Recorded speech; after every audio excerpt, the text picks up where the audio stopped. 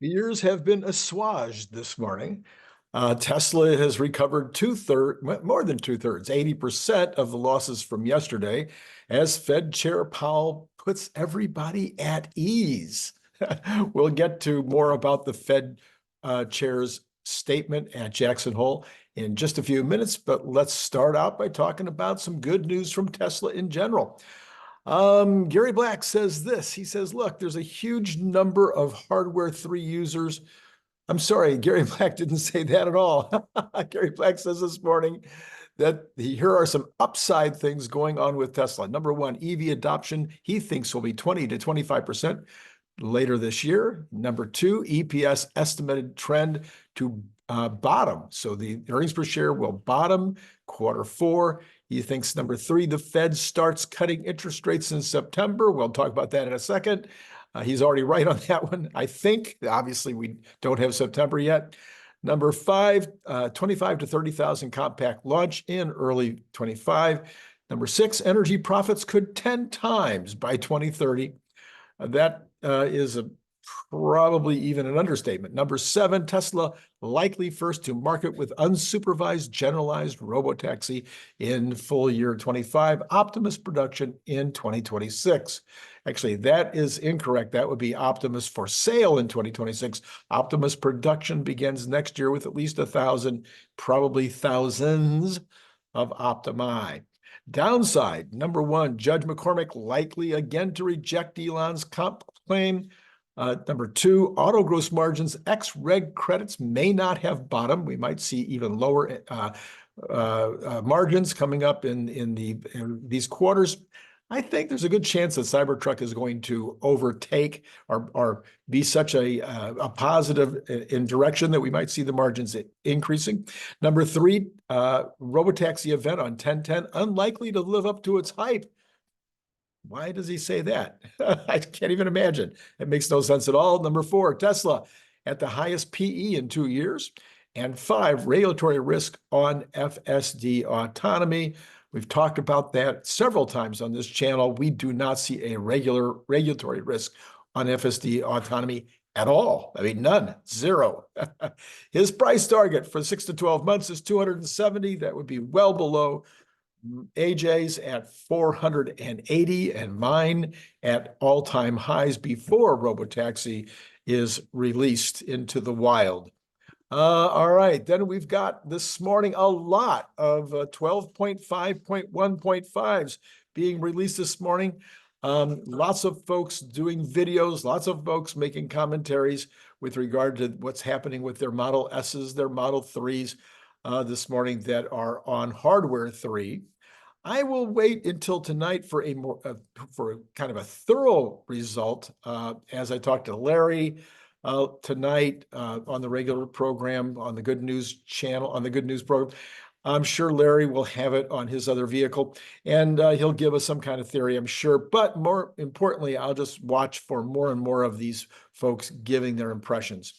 So overall, though, it seems like a very normal kind of update. All the cool new features are there with some clear improvements in human-like behavior, which everybody's been talking about with the 12.5 series, some fixes to quirky stuff, which has also been talked about. But of course, as always, a few regressions. Overall, much improved on interventions. And that's what we've been hearing. Everybody's been talking the most about. There's just like no safety interventions at all anymore. All right, so that was what we have so far on that. Then we've got Peter Thiel this morning saying this about Elon Musk. He says, you know, when Elon was building both Tesla and SpaceX in the 2000s, people thought he was just really, really crazy. I think even those of us who had worked with him at PayPal, I mean, there's the PayPal book that David Sachs and I thought of writing, and the Elon chapter was titled something like The Man Who Knew Nothing About Risk. This is so interesting. Listen to this. There are all these crazy Elon stories. I could tell you. He says, if one of the two companies has succeeded, one of either SpaceX or Tesla, if one of them has succeeded, you say, well, maybe he still really got lucky. But then when 2 out of 2 companies that people thought were completely harebrained in the 2000s, when they both succeeded at, and he doesn't say this, at levels that are Unbelievable. Man, you have to somehow reassess it. And somehow the rest of us somehow are too risk averse. Are there something about risk he knows that we don't, or something like this? Well, that would be an understatement. His understanding of risk is on another level. He just goes for it in a way that is unprecedented. I mean, you just can't say enough. So this is Randy Kirk, by the way. Liking and subscribing and hit notifying would be things that almost everybody watching right now knows how to do. Please do it. Just help out the algo. And then, of course, joining Patreon would be great. We got Brian Wang later this morning with, we're going to be talking on mini nukes. This is something I've wanted to get Brian on for a long time. Great show. You're going to want to see it. Talking about how mini nukes might be part of the solution going forward. Probably going to be part of the solution, and I think you'll really enjoy that show. All right, and then, of course, Larry will be on tonight, as I mentioned earlier. From Jackson Hole, Chairman Powell, he says the time has come for policy to adjust. Timing of the cuts are data-driven, so not absolutely guaranteed you're going to see any cuts in September, but I think that's what he's saying. They're dialing back policy restraint, okay? Clearly inclined to drop in September, not what he said, what I'm saying. So I know I've been holding back my idea of whether he will drop. He's saying that inflation for the last 12 months has been at 12.5. I think that's a generous assessment, but that's what he said in his talk this morning. So I think I have to move across the line. I have to cross the Rubicon and say, okay, the rate cut is coming in September, probably only 25 basis points, followed probably by another 25 basis points in November. And then again, all of this is data driven, and things can happen between now and September 12th that could absolutely change their mind. Even though he said many times one data point is not enough, but he did. One data point did make a difference. I think it was in February or March. That was 2 months in a row, but he has quite a few pieces of information coming in over the next 3 weeks that could impact this decision. I'm not saying it's not going to happen. I'm just saying data will matter. Now, here's the part that's a little disappointing. He goes ahead and he gives a very short analysis of what happened between 2020 and 2024 in terms of why we got into the inflationary mess that we did, in terms of why transitory turned out not to be true. He had said, it'll be transitory, the inflation, and then, oh no, it's not transitory, and then having to intervene, et cetera, et cetera. I thought that this analysis was sadly missing the government's part in it. He talked about the war and how the war had an impact, but he didn't talk about the stimulus from the U.S. government. I thought that was extremely sad, and I think that he should be marked down. I think that entire speech should be marked down to a C for his failure to talk about that incredibly important. He talked about all the the disruptions in the economy, all the supply chain problems, and all the labor shortages. Talked about all of that and didn't talk about the impact of the stimulus from the U.S. government. Everybody's been talking about that, and he missed it. So here it is from the Wall Street Journal this morning in detail. Listen up to this. This is critical. Much of America's inflation since 2020 has resulted from one word, yay. Not yay, congratulations. No, voting yes, yay. And that's what President Kamala Harris said twice, where she broke Senate ties to advance the American Rescue Plan of 2021 and the Inflation Reduction Act of 2022. These laws did not reduce inflation, they caused it. So there have been people out there, several people out there saying, well, you can't talk about Kamala, she's only the vice president. What did she have to do with the 4 years of the Biden administration? You can't give her any credit for inflation. Well, yes, you can, okay? So here's the article going on. Together, these two bills increased federal spending by more than $3 trillion. A new study from the Committee to Unleash Prosperity finds that such a fiscal surprise translates to at least a 6% higher consumer price in the economy, the size of the United States. Therefore, Ms. Harris's 2 votes were responsible for at least half of the excess inflation beyond the 2% annually that occurred between 20 and 24. While she was a senator, they go back, Mrs. Harris sponsored bills that were still even more ambitious. Among those was the Medicare for All Act, which would have granted the U.S. federal government monopoly status in providing health services. The program's cost would have been so exorbitant that the Council of Economic Advisors cautioned in 2018 that it's unclear whether the economy would be capable of generating the tax revenue needed. Okay, I don't know. You guys make your decision how you're going to vote. I've already made mine, as you well know. But anyway, let's look at where the markets are this morning. After all of that, you have got Tesla now up 10.24, recovering virtually all of the losses from yesterday. Go Tesla. Let's see if it can even get into positive territory today.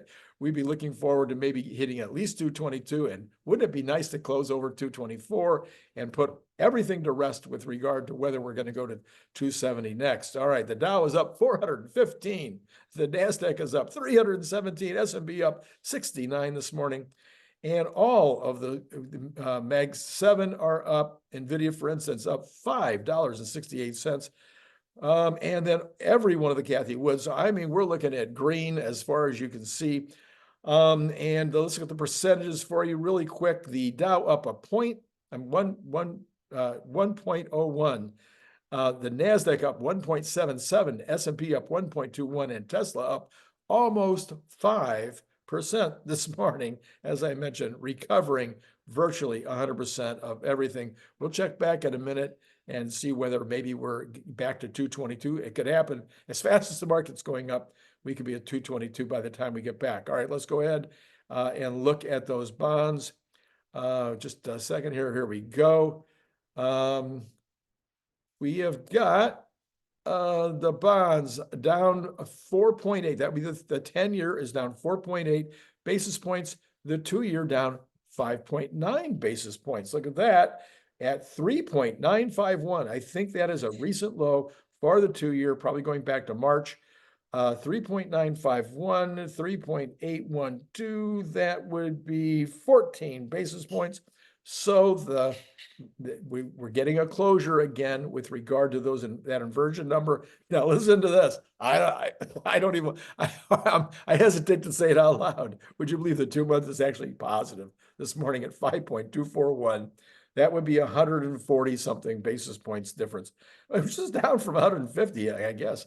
All right, let's go ahead and take a look at the oil, which was up this morning, recovering from earlier in the week. We're looking at Texas Intermediate up $1.32 or $74.31. That's a pretty strong recovery.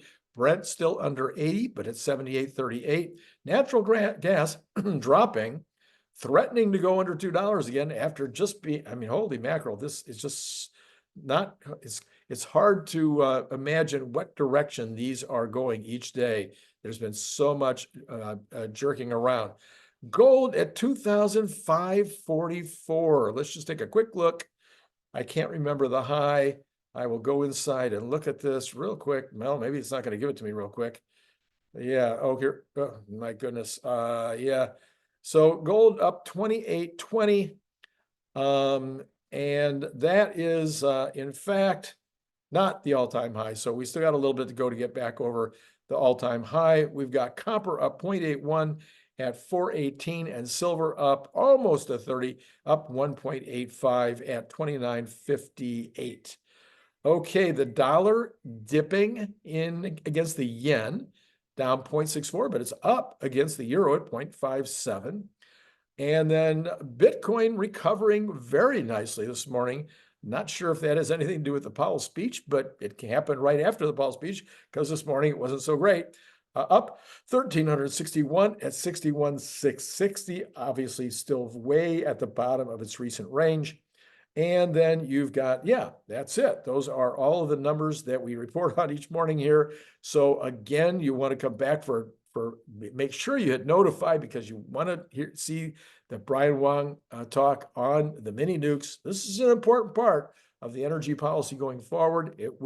It's something that Elon Musk has talked a lot about in terms of needing the nuclear reactors, and it's part of the overall thing that I'm going to be talking about. We need a national energy plan, on the order of the moonshot. We need to have a clear cut. Here's what we need to do in 10 years or 5 years in order to not only satisfy those on the left or those in the CO2 world that are worried about CO2, but to satisfy the need that this massive need that we're going to have in order to, for the data centers and for Bitcoin mining, but also bringing up the entire world out of poverty in just maybe in the next 10 or 15 years could see massive additional. Now, it sounds crazy to make that statement, but when you realize how far we've come already just in the last 50 years of bringing the world out of poverty, it isn't crazy to start thinking about another 10 years having another dramatic impact on worldwide poverty. Okay, so Tesla now up 1073. I think that's 100% erasing yesterday's losses. We're at 221.39, not quite yet back into the 222 range, but I'm looking for 224 for the day. That is not a prediction. That is clearly just what I'd like to see. All right, that is all I got for you right now on a Good News Friday. Although this is after the bell, Larry and I will do the good news later. All right, it's been great talking to you.